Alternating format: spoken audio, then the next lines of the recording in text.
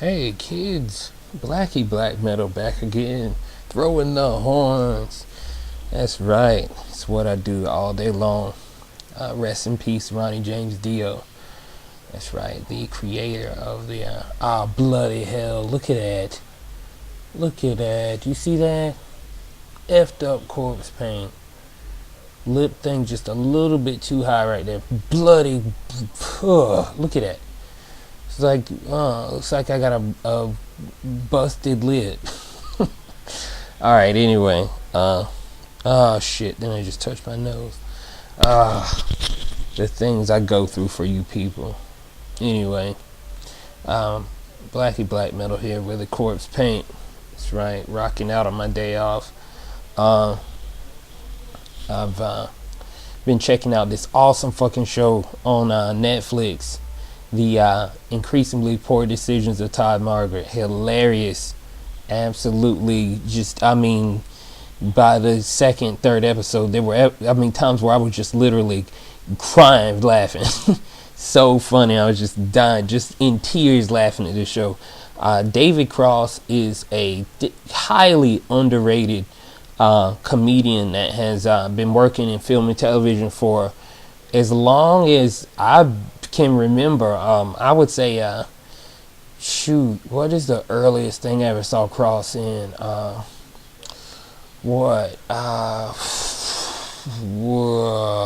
Mr. Show. And I'm sure you guys who are into the underrated comedians and whatnot are all about Bob Odenkirk and David Cross's Mr. Show. I believe it seasons 1 and 2 were put out on DVD like maybe 10, 11 years ago. And it was a really good show. It was funny, very funny show, but funny in a really particular kind of way. It was I was trying to fix it. It's not getting fixed. But anyway, it's just really a cool. What else have they done? They've done a lot of different things. I'm sure you've seen both Cross and Odenkirk in a lot of TV cameos. One of the funniest Cross ever did was the younger brother of Elliot in Just Shoot Me.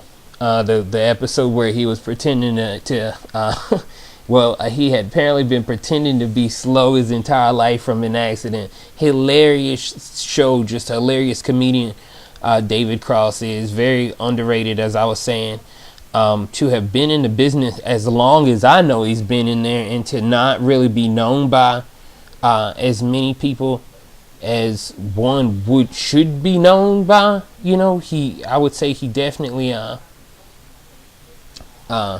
deserves a way more shine than what he has gotten. And that's the thing, like this whole show, I ignored this show on Netflix for probably approaching 6 to 8 months before a co-worker who I advised to watch Arrested Development told me, like, look dude, like Todd Margaret is hilarious. It's 12 episodes, it's really short, but it is absolutely hilarious. And he was right. Basically the whole setup is Cross kind of plays these characters who are tragically caught in a double entendre, or caught just horrible, just circumstantial great stuff. I mean almost in the way that Curb works, like Curb Your Enthusiasm, if you any fans of Curb or Seinfeld. But Cross has a whole different, his is way rawer. I would say that much. It's way more off the wall, whereas if you know what I mean, Curb is way more situational and way more circumstantial, not so much direct and raw action. Yeah, direct, that's how good it is. Direct and raw action, folks. I'm telling you. David Cross definitely delivered with Todd Margaret. And not just that, but season 4 of Arrested Development. Another show that in school I had a course for writing for television. And one of our assignments was we had to take an existing TV show and write an episode of it. In college, I really was more about not doing the stuff I was assigned and more about partying Yeah, it was really more that. It was kind of more like partying, that kind of thing. And I didn't dedicate the time I needed to do to get hold of the show, and I missed Arrested Development on the air by a week. It was the first time it went into a short hiatus from season 1, and I didn't get a chance to see it, so I had to wing it. So I just made up some absolutely horrible, off the wall piece of tragic, just I mean, looking back at what I could have had to work with, it's really a shame. I did miss the show then, missed the show for years and years, and on Netflix, it got put on Netflix before season 4 was made. Didn't watch it then. Season 4 comes out, I'm like, alright, this thing was so good that they brought it back from the dead for another season and put it exclusively on Netflix. There's no excuse for me not to sit down and watch this show. So I did, and in all you Arrested Development fans know, that show is absolutely just gold. I would say one of the best things to happen since Curb, or season 7 of Curb was probably around the time that it started getting really polished and TV like. And if I'm a big Larry David Seinfeld kind of fan, and I can definitely see where he with season 7 he started feeling that television thing. After you've done it a while, he even said himself, Larry David, that he doesn't like doing television, and that after a while it gets tiring. And season 7 was really good with the Seinfeld reunion and everything, but after a while, in there you could definitely see spots where it wasn't the old Curb. It was a new show. It was a different, kind of a more polished network show, as opposed to what all those other seasons felt like. But anyway, definitely, if you got Netflix, make sure you check out first of all, the Increasingly Poor Decisions of Todd, Margaret. Absolutely hilarious. 12 episodes. Get through those. Just be real quick. 12 episodes is absolutely nothing in Netflix time. 12 episodes is half a day off in Netflix time. But make sure you check that out, and get around to Arrested Development. Go ahead and start that killer off from the beginning, because it was hilarious. I really hate that I slept on the show like I did, but it is everything everybody claims that it is. It's absolutely great and a hilarious grab bag of funny. There's all kind of cameos of celebrities and other comedians, things like that. You'll love it. There's no way anybody with any kind of sense of humor will absolutely love Todd, Margaret, and Arrested Development. Anyway, I'm definitely on a music groove today. I was on some country music shit earlier today. I had to hear some David Allen Coe of all things. Bet you never heard a black guy say that, huh? Anyway, yeah, and I had to hear some Conway too, man. For real. I don't know what's going on with me. Having these crazy music things going on with me here lately. Went through this whole day where I was just like wanting to hear Ace of Base songs and all kind. I mean, yeah, this whole black metal thing is one thing, but in truth, I love all different kinds of music.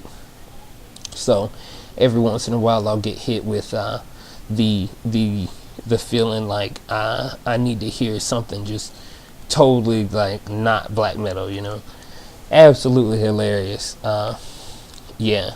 So one of the things I'm gonna do once I become a partner, and I hope to put this video on, is I want to get the ABBA logo tattooed across my left boob.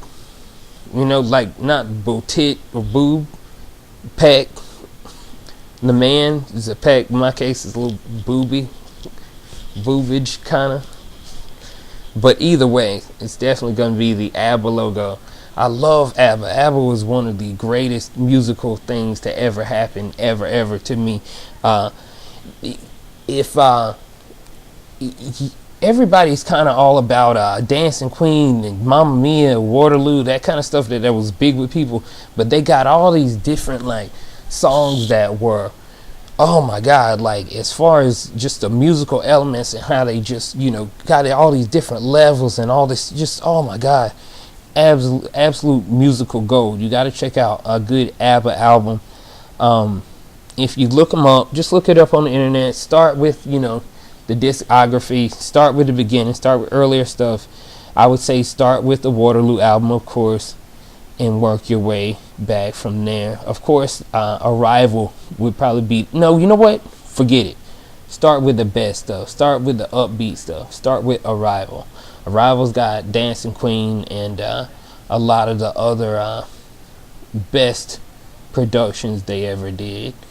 I know it sounds really crazy, and it's just even crazy. Okay, black guy, second, black metal, third, you're talking about ABBA, like really, but seriously, like as far as music goes, there's a lot of genius in these different genres that sometimes people write off just because of the image that they feel like comes with it. Sometimes that can really hold you in a cage as far as ever experiencing anything. You can't let these images decide whether or not you do something, man. And it's really like, look at me, especially, like I was never held to one kind of image because of, what society or whoever or my community or whoever was held the most influence with people. I never, you can't do that, because had I not done that, I wouldn't have discovered all these different types of music. But anyway, I know Americans give ABBA the worst time now. You used to love them in the 70s. You loved ABBA. People bought everything ABBA, ABBA pins, ABBA t-shirts, ABBA socks, ABBA whatever, And all of a sudden we get too cool for school after, 30, 40 years passes. I hate when people do that. Like, just because time passes, it does not mean that it's not cool anymore. It was cool then, so all of a sudden because it's old, it's somehow not cool.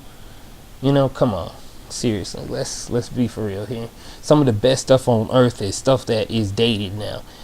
Would you say that some of this newer stuff would go on to be what's going to be remembered forever? I mean, honestly, like, not to discredit some of these kids that are popular now, but and then that's crazy. So, okay, back in the day, I used to have this little bit where I would say, well, look, it ends up in the bargain bin, back when there were music stores, because technology's gotten so good now that the music store has died. The internet killed the music store.